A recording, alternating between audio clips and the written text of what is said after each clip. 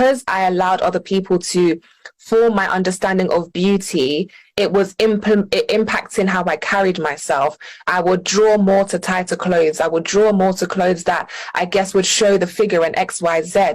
And I think as time went on, I didn't have peace of heart and mind, because you're doing something for somebody to tell you something. But when they don't tell you that, you feel like, rah, I put in all this effort. They didn't even notice me. They didn't even look at me. And I really want women of God to not be in that place, like especially the young girls.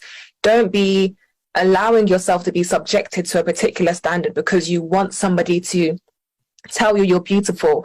And because they kind of hold that in their hand, whatever they tell you to do, you will do it so that you can hear that you're beautiful. And obviously, similar to the society standards, you will always be swayed. And so I think there was a time where my friend and I decided that, we're going to do a Modesty fashion line. But it never happened in hindsight. But I believe that God was using that as a tool to really transform my heart. And, you know, talking about modesty, you can't talk about beauty without talking about modesty. And I know people are already tensing up like, oh my gosh, you mentioned modesty.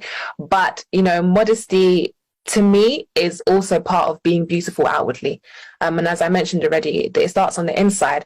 And so as we were doing that clothing line, I allowed myself to be opened up to learn about modesty, open up to learn about beauty in the word. And so as I did my research, I watched videos. I remember Vincent and Nancy, they did a series called Nancy Meets. And there was a girl on there called Nash Amber.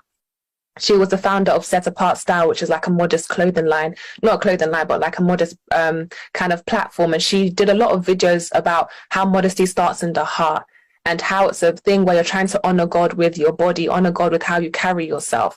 And so as I watched more and more videos, I found that my understanding about beauty was changing. And I think it first starts with that willingness to actually understand. And that comes from somebody who back in the day, all I knew was tight clothes and bodycon. That's it.